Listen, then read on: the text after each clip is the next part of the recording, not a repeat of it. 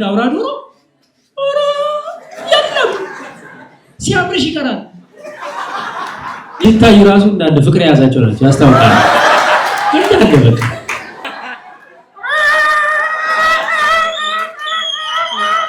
ያራስ እሱም እኔ ማለት በጣም በቸገረ ሰዓት የምታገኘው ብር በነገራችን ላይ ባለ ሰዓት ከምታገኘው ብዙ ብር በላይ ነውና የሚደረገውን አድርጎ ይወርዳል። ከዛ ቀሚሷን ታስተካክላል።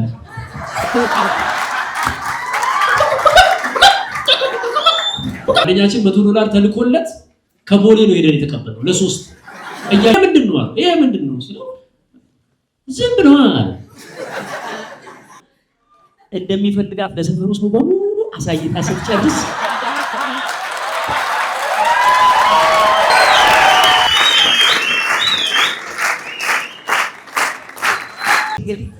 እዚህ ትምህርት ቤት ላይ ተማርኩ። ብዙ የለፋህበት መድረክ ነው፣ ብዙ ያየህበት ቦታ ነውና እዚህ መድረክ ላይ እንግዳ ሆነ በመጋበዝ በመጀመሪያ ላይ ተሰጥቶ እግዚአብሔር ያክብርልኝ። በጣም አመሰግናለሁ። በቅድሚያ ያው አሁን የቅድም የሰጠችው መግለጫ ላይ እግዚአብሔር የሰራውን ስራ እኔ እንደሰራው አድርጋ ክሬዲት ሰጥታኛለችና ያው ሰውታ መብረቅ እንዳይመታኝ ገባ ማስተካከል እሱ እና ጫማ ነው የሚሄደው እግር ማለት ጫማ ላይ ሄድኩ ቢል ያው ከባድ ነው ሰውዬው ይጥለዋል። እና እግዚአብሔር የሰራውን ስራ ነው የመሰከረችው። እግዚአብሔር ክብር ምስጋና ይድረሰው። ለእግዚአብሔር ምስጋና ነው።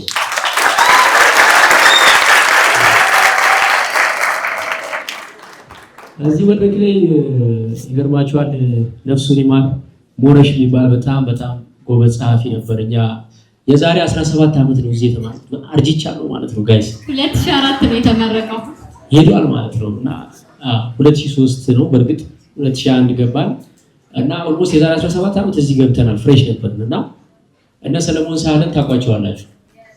እነ ሰለሞን ሳህለ እነ ሞረሽ እዚህ ነበሩ የዛን ጊዜ እና እኛ ጀማሪ ነን። እዚህ ጋር ግጥም አቅርበን ወግ አቅርበን አሁን እንዳረግሽው አስተያየት ይሰጠናል።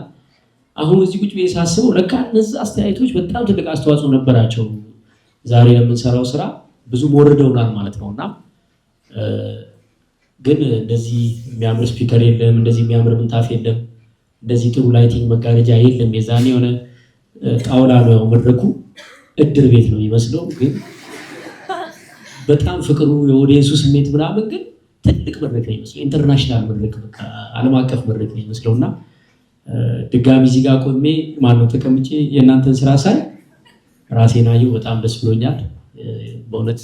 ይሄ መድረክ ይቀጥል ይለምልም ነው ምን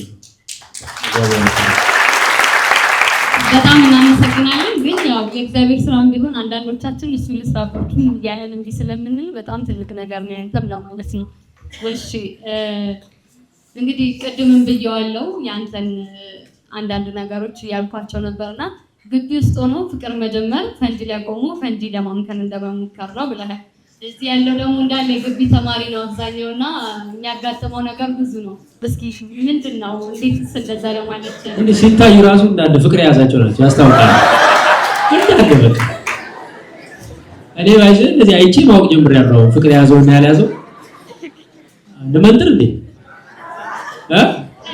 አራ አለች ጉዳዩ እኮ ነው አራ የራስ ያመነጥር ኦፍ ኮርስ እንግዲህ ይሄ እድሜ በጣም ብዙ ነገር የምናይበት ሁሉ ነገር እንዳዲስ የምንጀምርበት እድሜ ነው። እንደውም ዛሬ ጠዋት እያሰብኩ ነበርና ያኔ እኔ በቃ የህይወቴ የመጨረሻው ክላይማክስ ላይ እንዳለው ነበር ማቀው እዚህ ግቢ ያው አሁን ከ17 ዓመት በኋላ ወደኋላ መለስ ቢሰ ወይኔ ለካ ምንም አልተጀመረም ነበር። እኔ እኮ እንደጨረስኩ ነው የማውቀው። የዛኔ መጨረሻ ላይ ነው እርግጠኛ ነኝ በቃ ቺክ በዚህ ሰዓት ካላስ መቼ ነው አባቴ ከብታ በክተራ በዚህ ሰዓት ካላስ መቼ ነው በቃ እኔ ማስበው በዚህ ሰዓት ሁሉ ነገር በቃ ካላየሁት መቼ ላይ ሆኖ ብዬ ነበር። አሁን ነው ዛሬ ጠዋት ሳስብ ስቆጥር 17 ዓመት እንዴ ያኔ በቃ ለካ ሀፍታይም አለ ህይወት ለካ ገና አልተጀመረም። ህይወት እዚህ ግቢ ይሄ ግቢ እኔ አሁን የማየው ዩኒቨርሲቲ እንደ እናት ማህፀን ነው። የእናት ማህፀን ውስጥ ያለ ጽንስ ሁሉ ነገር ተሟልቶለት አይደል ያለው። የሚበላው አይቸገርም፣ የሚጠጣው አያስብም፣ አያለቅስም። ይብልኩ ማህፀን ውስጥ ነው የምቾት ዓለም እኮ ነው። ቤት ኪራይ ያሳስበው የሚቆጣው ሰው የለ ምንም ነገር ችግር የለ። የዳይፐር ጉዳይ አይደለም። ማህፀን ማለት ይሞቃል። ዩኒቨርሲቲ ደግሞ ያው በአንጻራዊ የሚበላ የሚጠጣ በተለይ አድረው ለሚማሩ ልጆች በእኛ ጊዜ ምግብ መጠጥ ነበር። አሁን አለ ያበሏቸዋል ግን ተማሪ ብላ አናስብም። በእኛ ጊዜ ምግብ በልተን ነው 3 ጊዜ በቀን እንበላለን። ቤት ኪራይ የለብንም በቃ። ስለዚህ ነጥቡ ያቺ ቱም እናምጣ ብቻ እንበላለን በቃ ይሆናል። ስለዚህ ልክ ልጅ እንደተወለደ አይደል የሚያለቅሰው። በነገራችን ላይ የዛሬ 20 ምናምን ቀን ጥቅምት 19 ሶስተኛ ልጄ ቅዱስ ገብርኤል ሰጥቶኛል። አመስግናለሁ።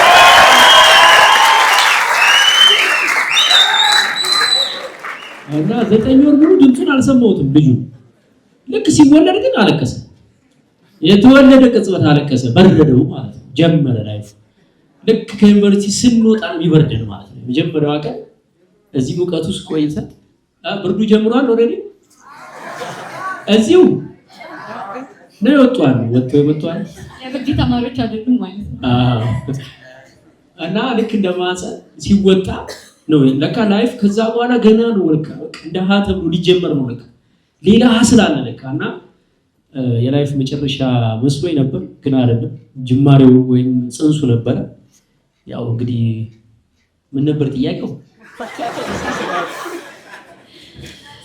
ዩኒቨርሲቲ ውስጥ ሆኖ ፍቅር መጀመር ፈንጂ ላይ ቆሞ ፈንጂ እንደማምጣት ማህፀን ውስጥ ሆኖ እንደማፍቀር ነው ባጭሩ።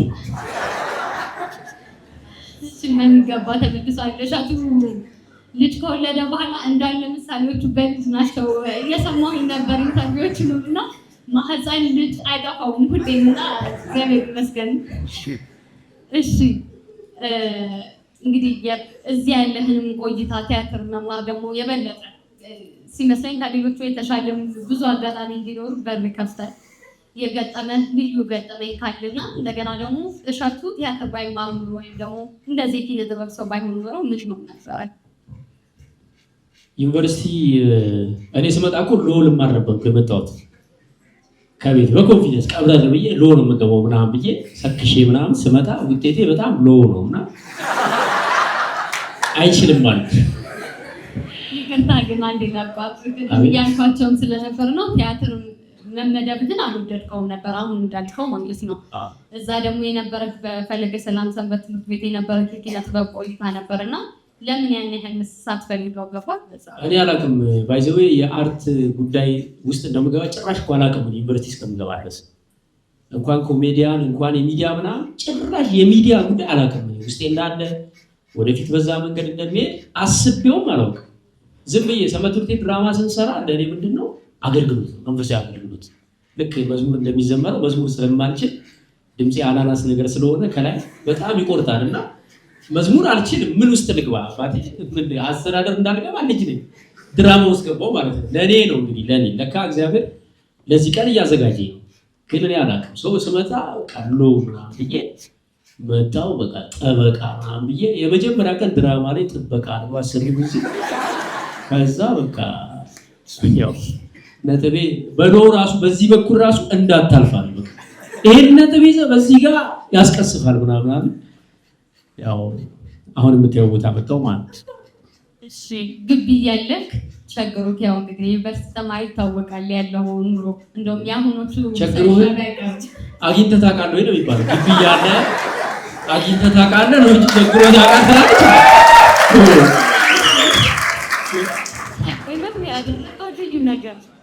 ሴቶች ነገሩ አይቸግራቸውም። ግቢ አራ ሴቶች እኮ በአምስት በኩል ለሚላክላችሁ እና ግን እንዴ ለሴት ልጅ ይራራል፣ አጎትም ይራራል፣ አክስትም ትራራለች፣ አያትም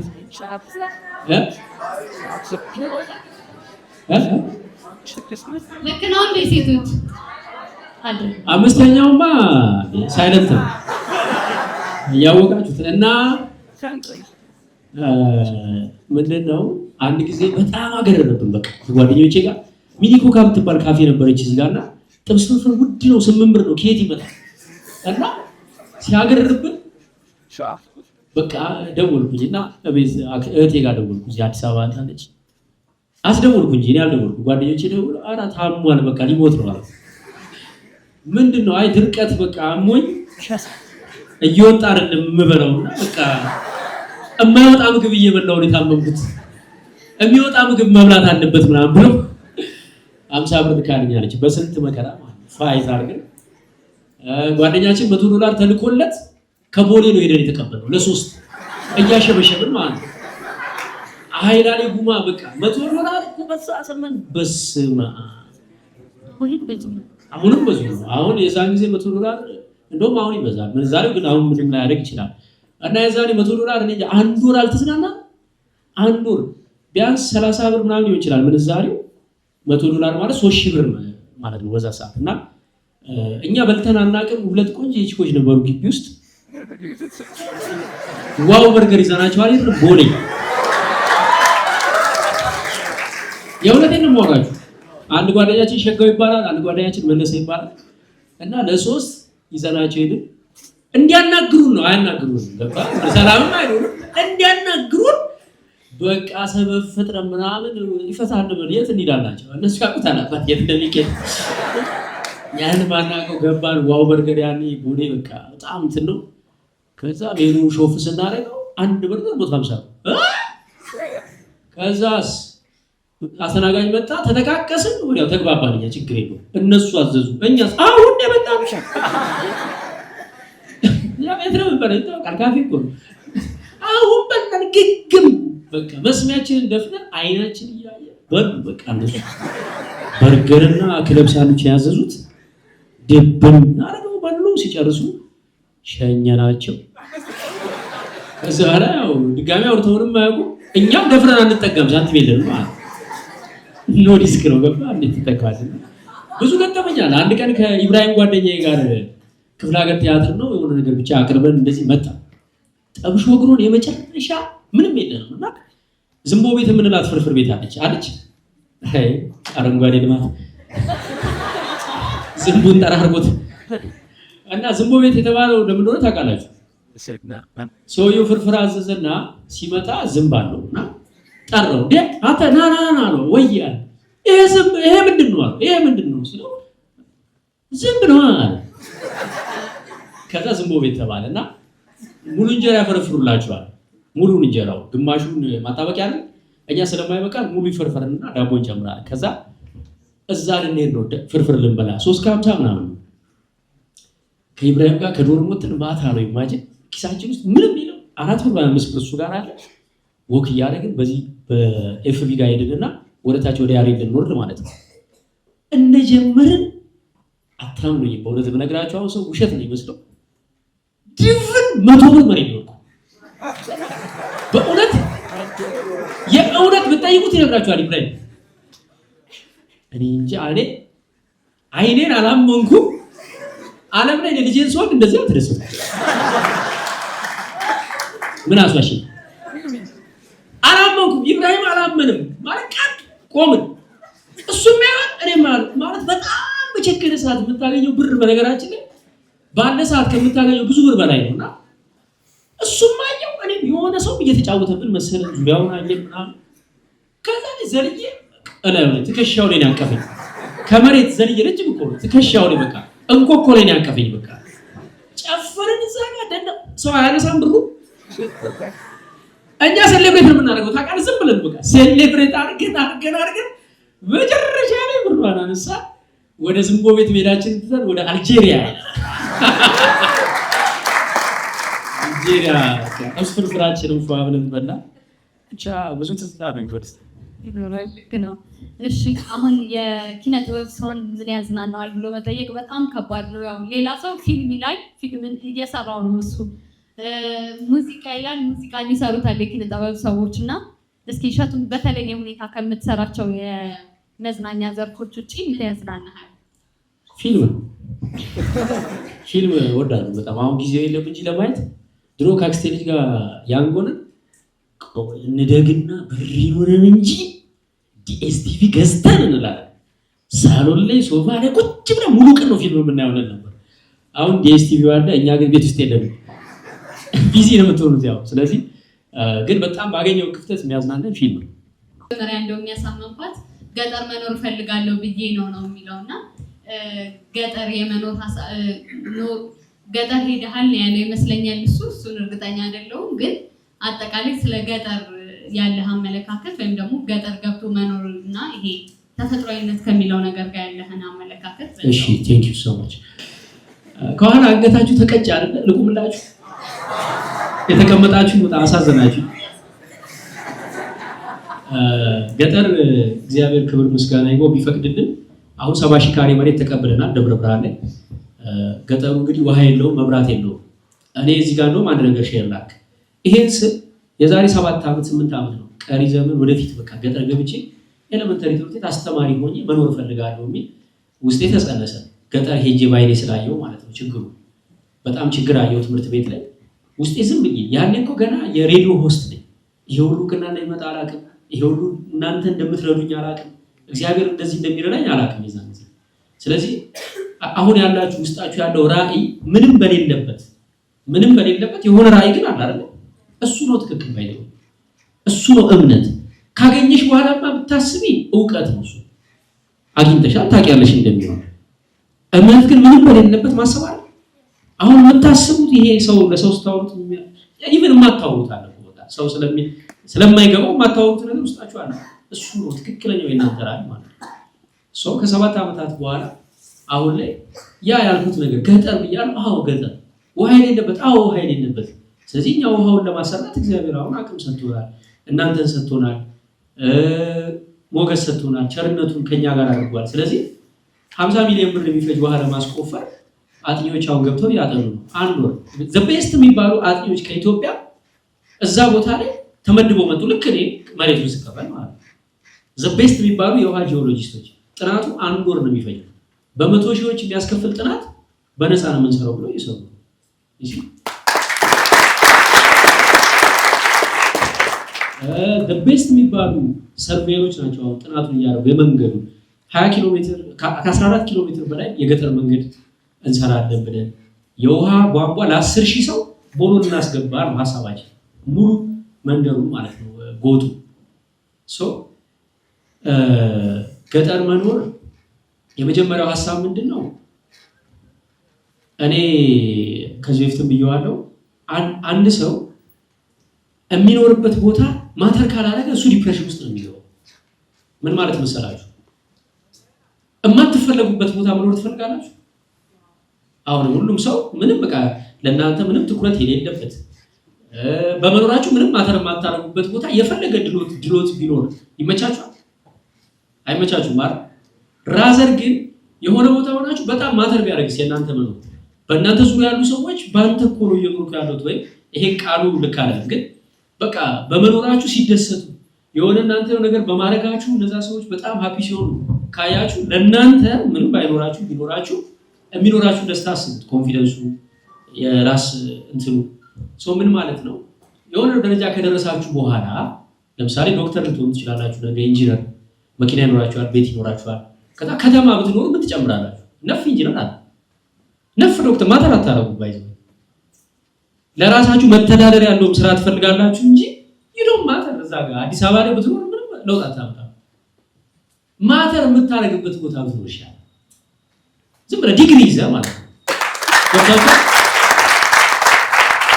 አሁን እናንተ ገጠር ብትገቡ ባይዘው ወደፊት እግዚአብሔር ፈቅዶላችሁ የራሳችሁ ነው ተመቻችቶ ምና መጨረሻ ላይ ገጠር ብትገቡ ዲግሪ ስላለ ብቻ ማተር ታረጋለህ ባይዘው ፌመስ ባትሆን ጤነኛ ስለሆንክ ብቻ ማተር ታረጋለህ ወጣት ስለሆንክ ብቻ የሆነ ነቃላ አስተሳሰብ ስላለ ብቻ ማተር ታረጋለህ ማለት ነው ስለዚህ ገጠር ስንኖር አንደኛ ማተር የምናደርግበት ቦታ መኖር ነው ትንሽ ዕውቀት ነግረናቸው እኔ እኮ ሳሙና ብትታጠቡ እኮ የበሽታ ይዛችሁ ብለህ ለውጥ ታመጣለህ ሰው ነው አንድ ሁለተኛው ከገጠር የተሻለ መኖሪያ ቦታ አይደለም ሁለቱን ስንነጋገር እኔ ስራዬው እግዚአብሔር መቼም በዚህ አጭር ዕድሜ አሳየኝና አሜሪካም አየሁ አውሮፓውን ብራዚል ላቲን አሜሪካ አረብ ዓለም እና አቤት ልዩነት እኔ ሌላውን ተውት ልንገራችሁ የጣሊያን ምግብ ከጣሊያን ሀገር ይልቅ የሚጣፍጠው ኢትዮጵያ ውስጥ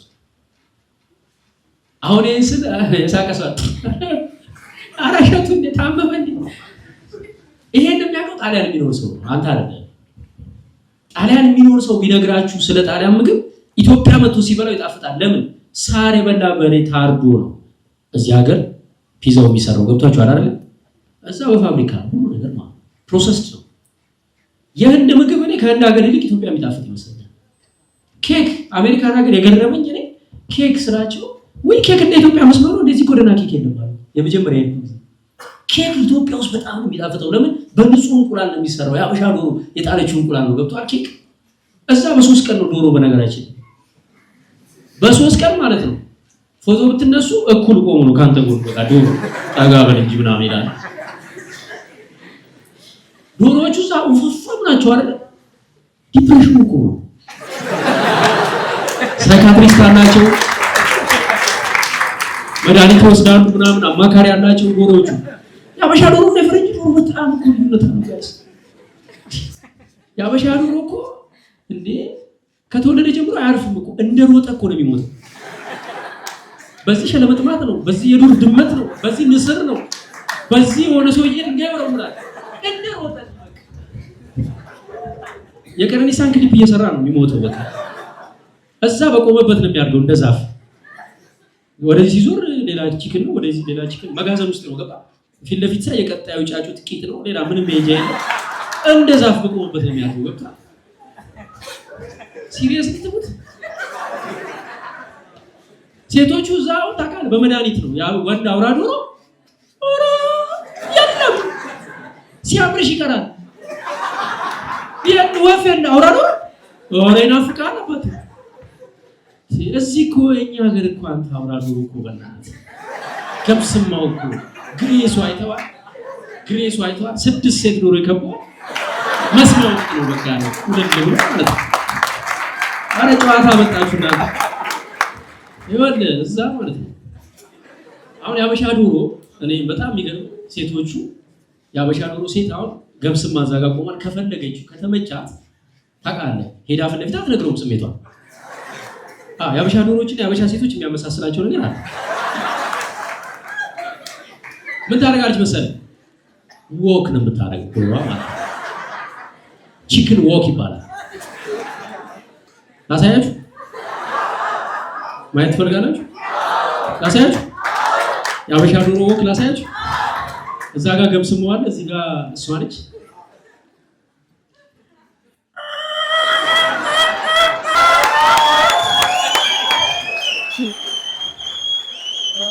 እዚህ ጋር አንታያቸው ብዙ ናቸው።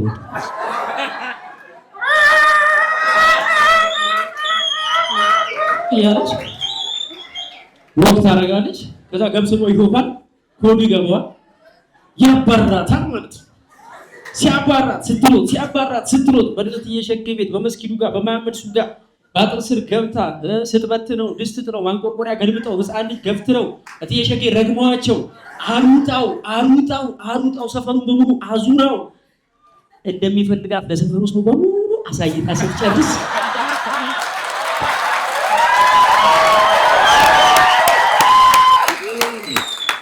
ትቆጥለታለች።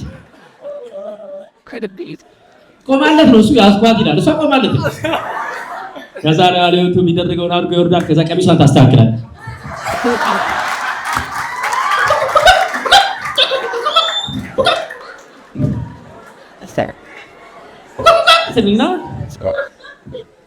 ከዛ ታስብበታለች ደግሞ እስቲ አሁን ከዚህ ያውራ ዶሮ ልውለድ ወይስ አልውለድ እስቲ ቆይ እንዴት ነው ናሳውጥቃው ለማ ከዛ ታስብበትና ስትወስን ትመጣለች ሰፈር ውስጥ። አሁን ያበሻ ዶሮ እንቁላል ስትጥል ዝም ብላ እኮ አትልም።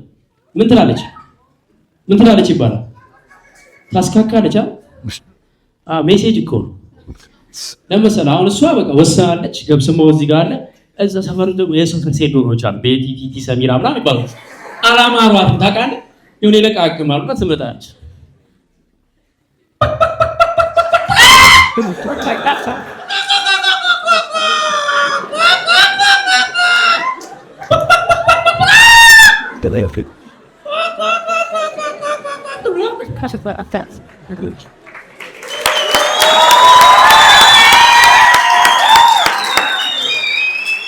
አርዳምንታ ዋርኒንግ ሰታ በር ተዘግቶላት ጭር ተጎዝጉዞላት በ24 ሰዓት አንድ የሚጣፍጥ እንቁላል ጠብታ አደረገች። ፈረንጅ ዶሮ እንደዛ አይደለም አባቴ። እዛ ፕራንክ ያደርጓቸዋል ታውቃለህ። ዶሮዎቹ ምን እንደሚያደርጓቸው ታውቃላችሁ? ሰው መጋዘን ውስጥ ይዘጉባቸውና በየ8 ሰዓቱ መብራቱን እያበሩ ያጠፉታል። እና ዶሮዎቹ ነግቶ የመሸ እየመሰላቸው በቀን 3 እንቁላል ነው የሚጥሉት።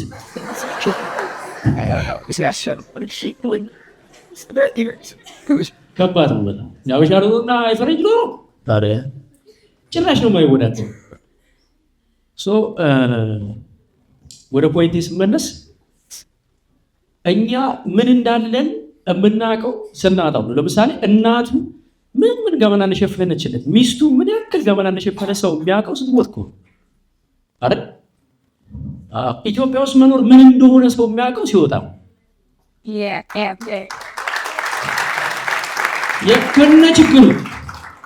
ከነ ችግሩ ሚስት የፈለገ ክፉቱ ተሳዳቢቱ ማግለሏን የምታውቀው ስትሞት አይደል? ከነ ችግሩ ኢትዮጵያ ውስጥ መኖር ኦፍ ኮርስ ችግር አለ፣ ኢኮኖሚ ችግር አለ፣ የሰላም ችግር አለ፣ ዘረኝነቱ በጣም ያስጠላል። አንዳንዴ በራሳችን እንዳንኮራ በጣም ብዙ የሚያደርገን ነገር አለ። ግን ከአየር ጀምሮ፣ ከምግብ ጀምሮ፣ ከማህበራዊ ኑሮ ጀምሮ፣ ከሰው ጋር አምሮ መሆን ጀምሮ አንድ ጓደኛዬ በጣም የገረመኝ ገና አሜሪካ ሄዱ ስራ ቦታ አለ ገባውና ቢሮ ስራ መቀጠሩ ገና ፍሬሽ ነው። ምሳ ካይቶ ምሳ እንብላ አልኳቸው አለ። ህንድ አሜሪካ ምናምን ናቸው። ቢሮ ውስጥ ተናይኗል። ምሳ እንብላ ያንተን እንብላ ሊፈትነን ነው ወይስ ምን አስበው ነው? አብተካ የለም ምሳ እንብላ የሚባል ነገር የለም። የራስህ ምሳ አምጥተው የለም እንብላ የሚባል ነገር የለም። በቃ ባህል አይደለም፣ አይታወቅም፣ ዲክሽነሪ ውስጥ የለም።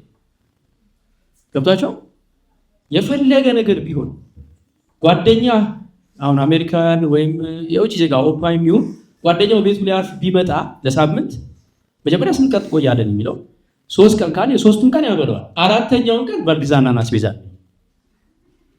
አይ ሲሪየስ አሁን የምነግራችሁ ነገር ይሄ ቲዮሪ ቀልድ ሳይሆን ውጭ ሀገር የኖረ ሰው እንግዲህ ያውቀዋል። ይሄ አብሮ መግባት፣ አብሮ መውጣት፣ አብሮ መብላት፣ አብሮ መጠጣት እንጂ ይሄ ንብ አበሻ ለደስታ አንደኛ ጎጆውን አድማቂ ልደት ብትል ክርስትና ልጅ ብትድር ባሸወይና ጉልበቱን አዋቶ አብሮ እየደገሰ ደግሞ በጭፈራው አንጀት እያናሰ በልቶና ጠጥቶ ያው እዚህ ደረሰ። ደግሞ አይበለውና ቢታመምብህ ሰው ቤትም ሆነ ሆስፒታል ጎረቤቱ ሁሉ ሽሚያ ነው ፈረቃ። እኔ ልደር ሙግት ቦታ እንኳን ባይበቃ ስለተስሎን ወይም ዱዓ አድርጎልህ በደንብ አስታሞልህ የታመመው ቢሞት ቤት የሰው ድርገት ከጎጆው ቀንሶ ምግቡን ፍትፍቱ ለስላሳው ገዝቶ የዝኑን አምጥቶ በጠፈፍ ብርድ ላይ አብሮ መሬት ያድራል። የሞቀ ጎጆውን ሙቅ አልቀውት ታዲያ በሐዘን በደስታ አብሮ የሚጸና ጎረቤት የሚባል ዓለምን ያስቀና ባዕድ ዘመድ ያላት ፍቅር አትል እንጂ ኢትዮጵያ ደሃ ናት።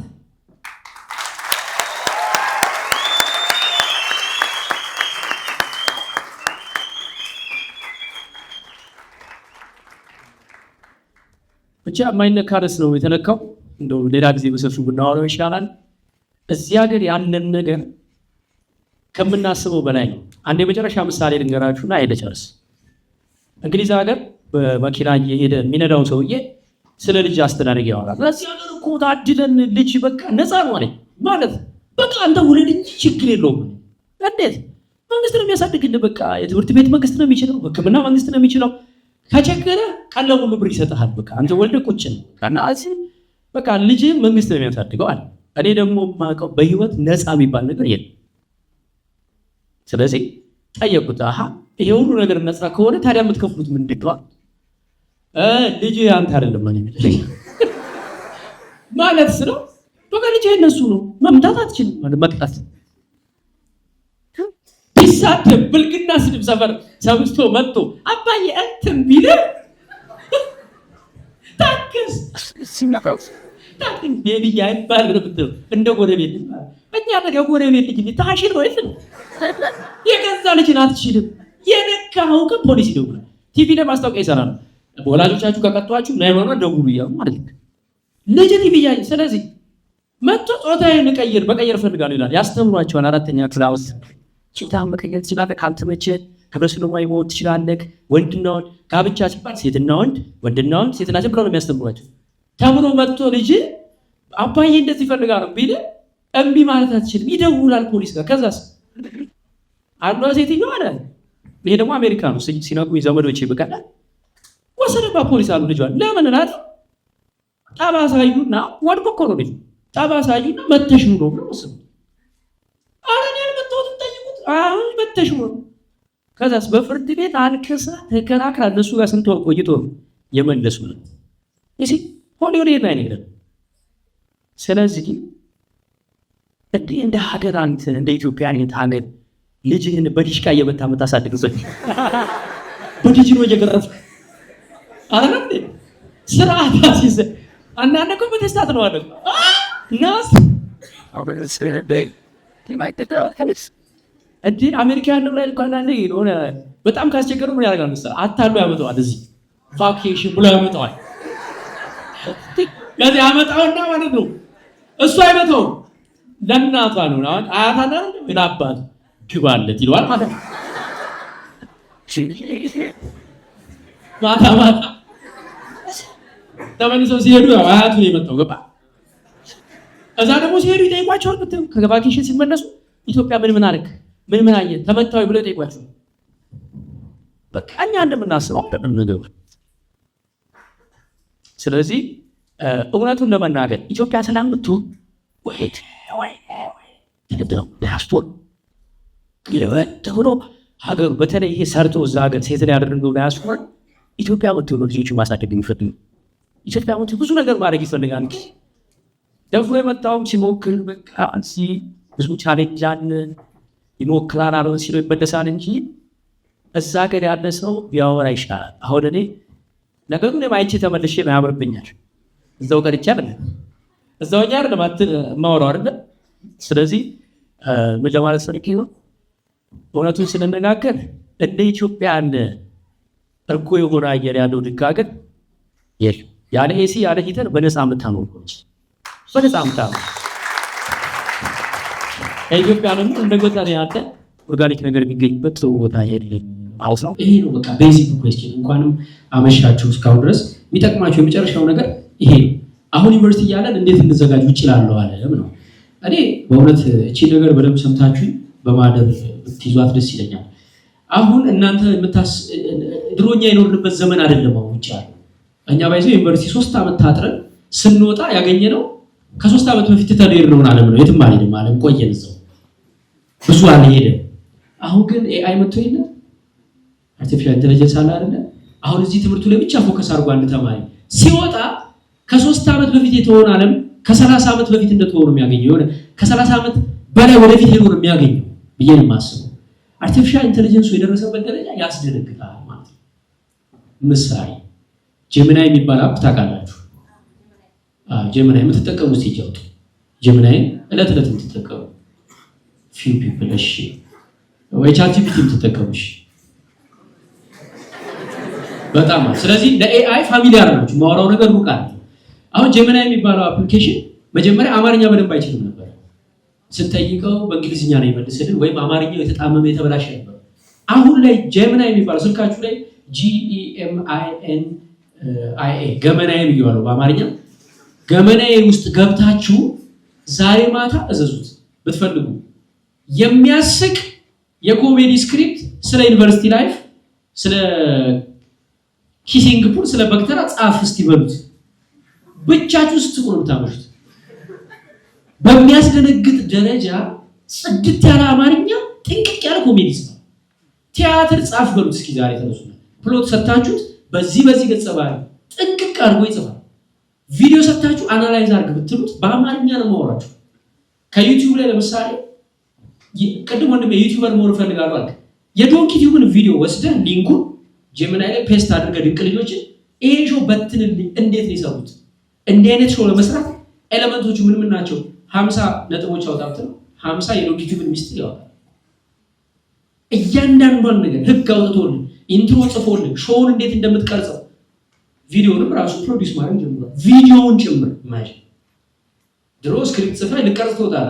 አሁን ግን ፐርፌክት የሆነ ሚዲያ ብሮድካስት ሌቭል ቪዲዮ ፕሮዲውስ ማድረግ ጀምሯል። ኦኬ ቲያትር ተማሪ ነህ አንተ፣ ይሄን አታውቅም አንተ። ቲያትር ላይ ግን በጣም ትመሰጣለህ። የሎሬት ጸጋዬን ግጥም ሸምድዳል። ኦቴሎና ዴዝዴሞናን ወይም ሮሜና ጁሊየትን ተውነሃል። በጣም የተጨበጨበልህ በትወና ስትመሰጥ ሌላ ታሪክ ጎበዝ። ስትወጣ ቲያትር ቤት ስትሄድ 5 ቲያትር ቤት ያለው 5ቱም ሰው ተቀጥሯል፣ ሞልቷል። ካንተ ጋር የተመረቀው ልጅ ግን በኤአይ ሶሻል ሚዲያውን ተጠቅሞ በአጭር ጊዜ ራሱን ፕሮሞት እያደረገ ለቲያትሩ እያገዘው ስክሪፕቱን እያረመለት በአጭር ጊዜ የሚፈልገውን ነገር አድርጎ ቲክቶክ ላይ እና ዩቲዩብ ላይ ራሱን አስተዋውቆ 10,000 ሰው የሚያየው ቲያትር ፕሮዲውስ ሊያደርግ ይችላል። ኢማጂን ልዩነቱ። ስለዚህ ዩኒቨርሲቲ ያላችሁ ጊዜ አሁን ኢንጂነሪንግ የምታጠኑት ምንም ይሁን ይሄ ሶሻል ግቢ ነው በርግጥ የምታጠኑት ምንም ይሁን ኤአይ በትክክል ለኩረጃ አይደለም፣ ለኮፒ አይደለም። የእኛን አይምሮ አስቀምጠን አይምሮአችንን ለማዋስ አይደለም። ስንወጣ ምን አይነት ስራ መስራት እንዳለብን ራሳችንን እንዴት ብራንድ ማድረግ እንዳለብን ቅድም ዲፕሬሽን ውስጥ ነኝ ብለኛል። ከዲፕሬሽን ለመውጣት 10 የመጽሐፍ ቅዱስ ጥቅስ ስጠኝ ብትል ይሰጣል። ያልከውን ይሰጣል። የሚገርም ነገር ሚረር ነው ኤአይ። አንተ ሰይጣን ከሆንክ ቆንጆ ጋኔል ያደርጋል ማለት ነው። አንተ ደግሞ የተባረክ ሰው ከሆንክ ቅዱስ የምትሆንበትን መንገድ ይመራል። እንዴት መጾም እንዳለብህ፣ ስንት መስገድ እንዳለብህ፣ እንዴት መጸለይ እንዳለብህ፣ ለነፍስ ምን ማድረግ በደንብ ፕላን ይሰራልሃል ማለት ነው። በአማርኛ ቋንቋ ነው የማወራችሁ። ፈረንጆቹ ብዙ ጊዜ ጥለውን ሄደዋል። አሁንም ጥለውን እንዳይሄዱ እየፈራሁ ነው። ኢንተርኔት መጣ ጥለውን ሄዱ አይደል? ስልክ መጣ፣ ኤአይ መጣ። እኛም አብረን በበጎ እየተጠቀምን ካልተጓዝን ፉክክሩ ላይ ካልገባን በጣም ልዩነቱ እዛና እዛ ነው የሚሆነው። አሜሪካን ሀገር አሁን አማዞን ማለት ነው 70% ሰራተኛውን ቀነሰ። አሁን የሄድኩ ጊዜ የሰማሁት ዜና 30% ነው ያስቀረው። ምን ነው ሲባል በሮቦት ሰራው፣ በኤአይ ሮቦት። ስለዚህ ይሄ ነገር ይመጣል። ኢትዮጵያ ተመርቀህ ስትወጣ አንተ የሚቀጥር ላታገኝ ትችላለህ። እንዴት ነው ላይፍን ከኤአይ ጋር ቀላል የምታደርገው? እኔ ስታንድ አፕ ኮሜዲያን ነኝ። ለምሳሌ የኮሜዲ አይዲያ ከዚህ በኋላ ድብና አድርጌ ከኤአይ ወስዳለሁ። ስክሪፕቴን ጽፌ አርምልኝ ይለዋል። ሳጠና ዳይሬክት አድርገኝ ይለዋል። የማስታወቂያ ፖስተር ስራልኝ ይለዋል። መጨረሻ ላይ ፐርፎርማንሱ ግን በአካል ነው መጥቼ ማለት ነው። ኤአይ መጥቶ አይቀልድልኝ ሮቦት ኮሜዲያን እስከሚፈጠር ማለት ነው አይደለም እንዴ? ግን ስመጣ በሸቱ ጭንቅላት ብቻ የተገደበ ኮሜዲ አይደለም ይዤ የምመጣው። ኤአይን ስጠቀም ዓለም አቀፍ ዕውቀት ተጨምቆ ኢምፕረስ የሚያደርግ ኮሜዲ ይዤ እመጣለሁ። ቆሞ የሚያጨበጭብለት ሰው ማለት ነው። this is how you use AI። ስለዚህ እዚህ ያላችሁ አደራ አደራ አደራ ኤአይ በደንብ ምጥጥ አድርጎ መጠቀምን ልመዱ። ስትወጡ ከየትም አታመጡት። እዚህ ካልለመዳችሁ ስትወጣ አይደርስም። ብዙ ነገር ጥሎ ከሄደ በኋላ you can't survive, you can't follow up, you can't catch up። ስለዚህ እንደ ዩኒቨርሲቲ እባካችሁ ኤአይ ለበጎ እየተጠቀማችሁ ራሳችሁን አዘጋጁ ለማለት ነው። ኮሜዲያን እሸቱ ነበርኩ። እወዳችኋለሁ። አመሰግናለሁ።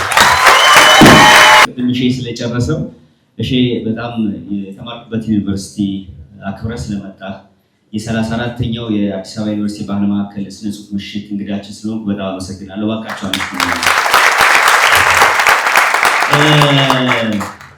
ባይዘው አንድ ነገር ሲከወን ሂስትሪ አይሆንም። ለምሳሌ ይሄ ቤት 74 ዓመቱ ነው። በዚህ 74 ዓመቱ ውስጥ በጣም ይሄን ቤት ያረገጠ ከያኒ ማግኘት በጣም ከባድ ነው። ከነጸጋዬ ገብረመድህን እስከ ጂጂ ድረስ ያለፉበት ቤት ነው። እነሱ ስለሰሩ ታሪክ ሆነ። ዛሬ እሸቱ መጥቶ ለእናንተ ያጋራቸው ኤክስፒሪየንስ ነገ ከ10 ከ20 ዓመት በኋላ የ34ኛው እኮ እንግዳ ነኝ ነበርኩ የሚል ነገርም ሰጠናል ብያምናለሁ። እሺ፣ በድጋሚ ስለመጣ አመሰግናለሁ። ቅድም እንዳለችው ነው ዩኒቨርሲቲ ግን ብዙ አይሸልምም፣ ግን እሺ ስለሰራው ነገር የሚመጣው ስለሚበልጥ ለኛ ደግሞ ገና የእሸቱ የሚመጣው ይበልጣል ብለን ስለምናስብ ለወደፊት ለምታበረክተው ነገር በሙሉና እስካሁን ለሰጠህም በሙሉ የአዲስ አበባ ዩኒቨርሲቲ ባህል ማዕከል ይህንን ሰርቲፊኬት በጣም በታላቅ አክብሮት ያበረክታል።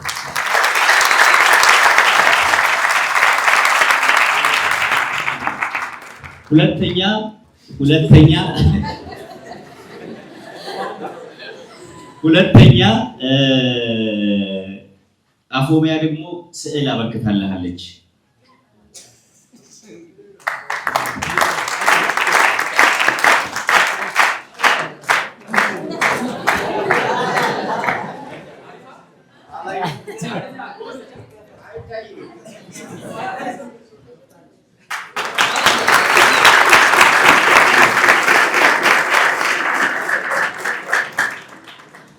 ሶስተኛ የአዲስ አበባ ዩኒቨርሲቲ ቡጊ በጣም ጎበሳይ ነው። መጀመሪያ አድንቆት አጨብጭቡ። አንድ ሰርፕራይዝ አለው። እሺ አንድ ሰርፕራይዝ አለው። ሰርፕራይዙ ምንድነው? ይሄ ስዕል በየሳምንቱ ታስታውሱ ከሆነ በየሳምንቱ የሚመጡ እንግዶች ይሄ ልጅ በራሱ ፍቃድ እየሳለ አዘይንዶ ዘይር ኤግዚቢሽን ይከፍታል። ስለዚህ ምን እንዳዘጋጀልህ አላውቅም። እሱ ይከፍተዋል። እስኪ እንየው። አይ መናገር የፈለኩት ኖርማል ስዕል በምንም መሰራት እንደሚችል እንድታውቁ ነው። ይሄ ስዕል ሙሉ የተሰራው በዚች ማቴሪያል ነው እና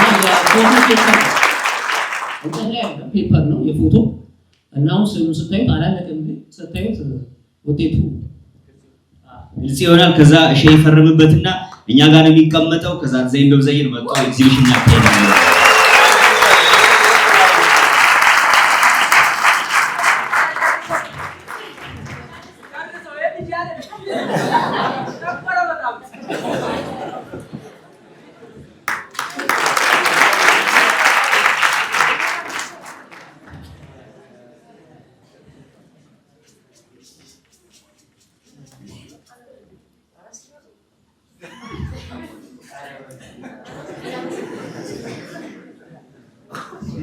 ቡጊን በጣም አመስግኑልኝ።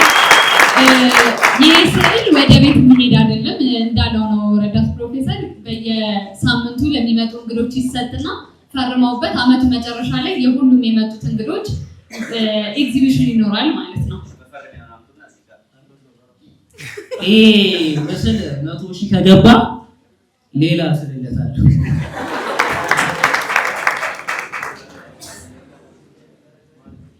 በቲክቶክ አካውንት ማለት ነው።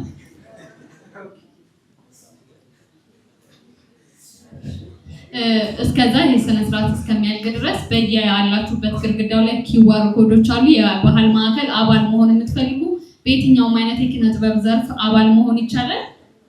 ኪዋር ኮዱን እስካን እያደረጋችሁ የቴሌግራም አባል መሆን ይቻላል ማለት ነው።